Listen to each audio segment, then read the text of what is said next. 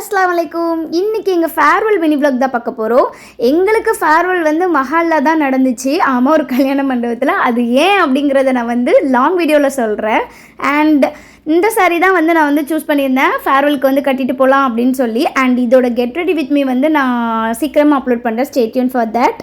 Set sari எடுக்கலாங்கிற பிளானில் வந்து இருந்தோம். பட் ஆனால் ஃபேர்வெல் நடக்குமா நடக்காதா அப்படின்ற அந்த கலவரத்தில் வந்து செட் சாரி பிளான் வந்து ஃப்ளாப் ஆகிடுச்சு. ஸோ அதனால் ஏதாவது ஒரு சாரியை கட்டிட்டு போகலான்னு சொல்லி இந்த சாரி தான் நான் சூஸ் பண்ணியிருக்கேன்.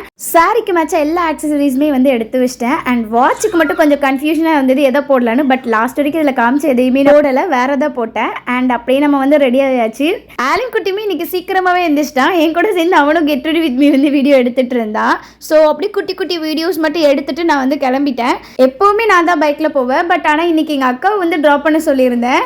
ஏன்னா பின்னாடி உட்காந்துட்டு போகிறப்பவே என் தலை இவ்வளோ பரட்டத்தலையாக இருந்தது. இதில் நான் ஹெல்மெட்லாம் போட்டிருந்தேன்னா அவ்வளோதான். என்ட்ரன்ஸ்லேயே இவ்வளோ பெரிய கட் அவுட் வந்து வச்சுருந்தாங்க.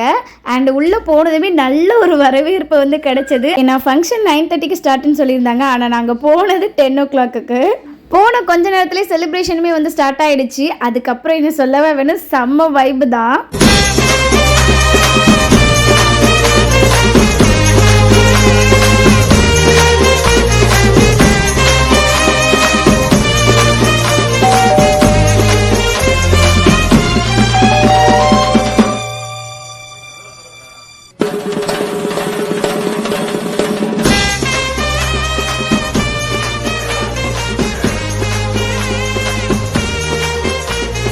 செலிப்ரேஷன் எல்லாத்தையுமே முடிச்சுட்டு ஃபைனல் டச்சாக கேக்கையுமே கட் பண்ணிவிட்டு அப்படியே சாப்பிட்றதுக்கு வந்து போயாச்சு.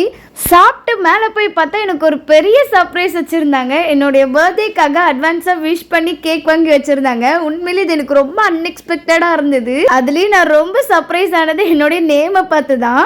And April 19th leave. So அதனால் எங்களோட ஃபேர்வெல் அன்றைக்கி என்னோட பர்த்டே செலிப்ரேஷனையும் செலிப்ரேட் பண்ணனால ஸோ ஃபேர்வெல் இன்னும் எக்ஸ்ட்ராவான ஒரு மெமரபிளான மூமெண்ட்டாகவே மாறிடுச்சு. நெக்ஸ்ட் வீடியோவில் பார்க்கலாம். See you, take care.